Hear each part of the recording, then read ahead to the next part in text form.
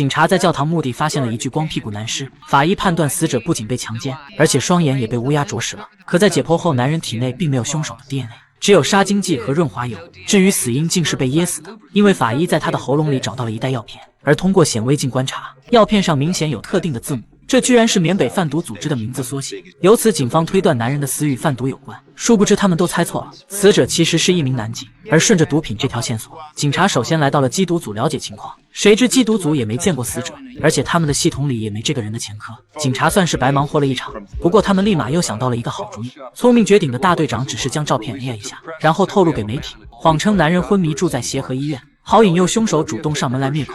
不料这么干还真有效果。 当晚就有神秘人潜进了病房，然后就被警察当场捉住了。可当灯亮起那一刻，发现居然是个女人，并且更意想不到的是，女人竟是死者玉田的母亲，是根据报道找来的。见状，警察急忙将她带离了病房。虽然得知了真相后，母亲很伤心，但还是回答了警方的疑问。她声称已经2年没见过儿子了，也不知道玉田现在的状况，只是提供了她目前的住址。于是随后警察就来到了玉田家，进行了大搜查。 除了找到了一张艺术照外，还在地毯下发现了一部手机，只不过却被本森一脚踩烂了。可这也是唯一有用的线索了，于是只能交给技术科修复。然而技术员也只恢复了最后一条短信，可发件人却是查不到。Pick up tonight at 2836 Astoria Boulevard. Message received yesterday morning. 不过里面提到的地址倒是调查过，那里是一处仓库，只是窗户都被封起来了，还装有摄像头，明显就有问题。于是下一秒，警方大部队就突袭了那里。 果然发现一帮人正在里面乱搞，这可把警探们惊呆了。这是在干嘛？不料他们竟然是在排练舞台剧，并且非常得意自己的作品。可警察只觉得很是无聊，只想知道他们认不认识玉田。结果俩人都没见过，警方只能扫兴而回。却不成想，老成的马奇又发现了线索。他在网上搜索了玉田的艺名，居然找到了玉田的个人网站。本森一看，他竟是明伴游。Young stud looking to party with hot guys. You pay, we play.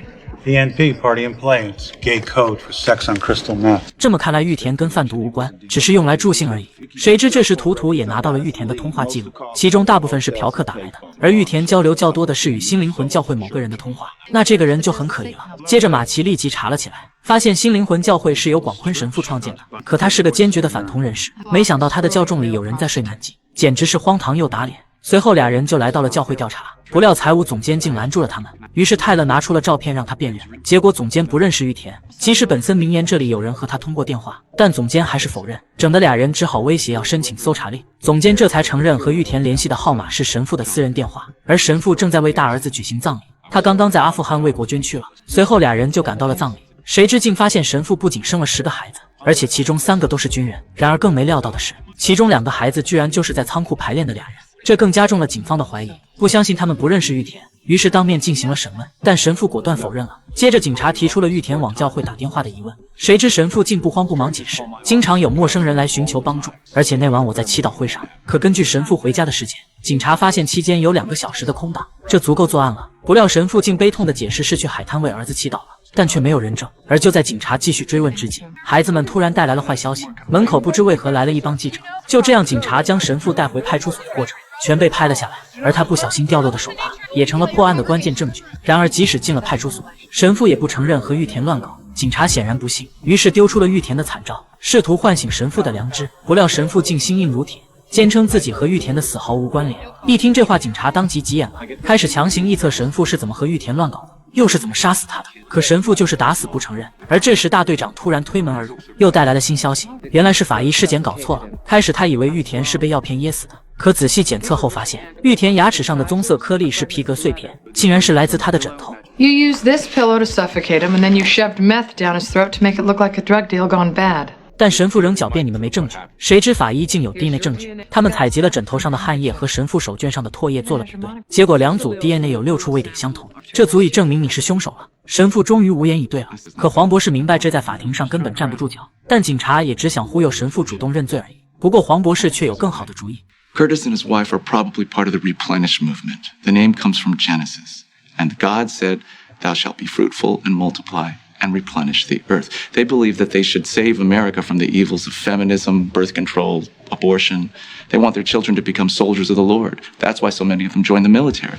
可泰勒疑惑，神父既然这么信奉上帝，又为什么婚内跟男妓乱搞？ He suppressed his sexual desires and channeled them into having as many children as he could. But the problem with repressed desires is that they eventually explode. 听了这话，泰勒当即有了让神父认罪的主意，接着就将他带到了教堂，然后面对上帝进行了审问。因为在上帝面前不能撒谎，并且只要忏悔了就会被原谅。就这样，虔诚的神父不得不流着泪坦白，愿意承担责任，是我杀了玉田。泰勒终于达到了目的。随后检察官就发起了指控，可谁知神父又不认罪了。他的律师也反驳警察是用不正当手段逼神父认罪的，坚称不恰当的问话环境导致的认罪应被不予采纳，因为他违背了自由和自愿的原则。得知这一情况后，法官也认为警察的做法不光彩，于是决定1周后做出裁决。对此，检察官也无可奈何。回到派出所后，就一五一十告诉了泰勒。虽然泰勒觉得自己没有胁迫神父，但法律是有明文规定的，他们不能违反，而且枕头上的汗水可能是俩人乱搞留下的，不能作为作案的准确证据。于是两人只好另想其他的证据。而这时，检察官突然想起玉田收到的最后一条短信中提到了取物，由此推断神父是不是被玉田勒索，见面是要给他钱。泰勒很赞同这个猜测，于是检察官立即决定起草传票，来查教会的账目来往，看是否有给玉田转钱。财务总监只得乖乖交出了账本，但信誓旦旦神父是不会犯下色欲之罪的。可警察只管查账，很快就发现教会每月都会给地产公司汇款。然而问题是，地产公司就是玉田的房东，这等于是神父给玉田租房了。对此，总监只能牵强解释企图蒙混过关。警察当然不会相信他的鬼话，当即决定一查到底。可就在俩人带着账本正要返回之际，神父的妻子突然找上了门，竟神神秘秘地表示有重要情报。随后他就拿出了一段电话录音，里面是玉田打给神父的，大体内容是玉田要钱，神父担心他买毒品就拒绝了。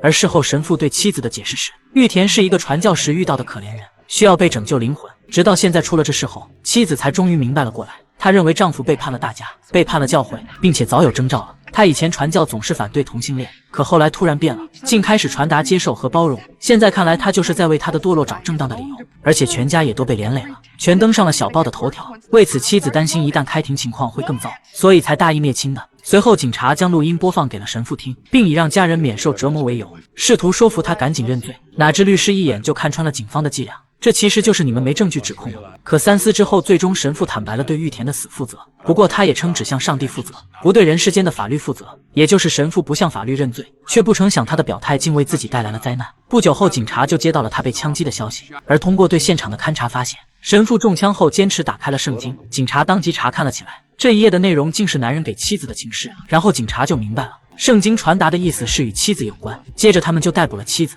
而出乎意料的是，妻子很痛快就认罪了，还声情并茂地写了一封认罪书。之所以枪杀丈夫，就是因为他背叛了所有人，这才想把他送去见上帝。结果这事整得警察心情还挺沉重，俩人对神父的态度也产生了分歧。争论之间偶然提到了 DNA 比对只有6个位点相吻合，不料这下倒是提了醒，凶手也有可能是神父的儿子们之一。而要想确认猜想，警察决定从他女儿们身上下手，因为男生有时会把秘密告诉姐妹。随后俩人就单独找了神父女儿，和他聊起了哥哥们的事。起初女孩还很抵触，可在警察的花言巧语下还是低头了。她坦白三哥永强是同性恋，1年前就有征兆了，后来父亲发现了就让他去治疗，不久后永强就说治好了。然而泰勒却泼冷水，性向是改变不了的。此时后知后觉的女孩才终于想明白发生了什么，是永强杀了那个人。随后警察根据女孩提供的消息，在那间仓库里找到了永强。起初永强不承认自己是 gay， 于是警察只好明言，我们知道玉田是你的相好，你不必觉得羞耻。而眼见事已至此，永强只得承认了，父亲曾花钱收买玉田不要他来见我，可是我忍不住想他，于是那晚给玉田发信息，让他来这里接我，然后我们回了他的住处，但我离开时他还活着，人不是我杀的。那警察就疑惑了，到底谁是凶手呢？整得永强不由得联想到了老爸，他很自责，认为都是自己惹的祸。警察也不知如何安慰了。最后永强请求去向父亲道歉，可是神父并不怪他，他已经理解儿子的感情是不受控制的。永强也释怀了，刚要讲出那天的经过，不料神父连忙打断了他，并警告不要在警察面前说太多。永强这才反应过来，你是不是以为我杀了玉田？可我以为是你杀的呢，因为你发现我俩又在一起了。Oh my god！ 神父也终于明白了，我这还一直为你顶罪呢。见状警察也懵了，到底发生了啥？原来俩人竟都不是凶手，可凶手是谁呢？这时看明白的泰勒也问，谁还知道你们的事？不料神父仔细一想，还真有另一人知道，那就是财务总监。是他看到了永强和玉田乱搞，说这件丑闻会毁掉教会，他坚持让我介入。而泰勒这么一想，只有他知道我们那天登门，所以记者也是他通知的，他肯定是想打倒你。没想到真凶竟是身边人，可是总监却否认了一切。然而当警察明言神父还活着，并且接受了儿子是同性恋的事实后，总监当即忍不了了，怒斥神父丧失信仰，忘记初心，还把他陷害的事说成是上帝对神父的惩罚。反正总算是坦白了。而明白了真相的妻子也很是愧疚，痛哭着向丈夫道了歉。神父也自责没有告知一切。就这样，俩人都获得了对方的谅解，一家人又都过上了其乐融融的生活。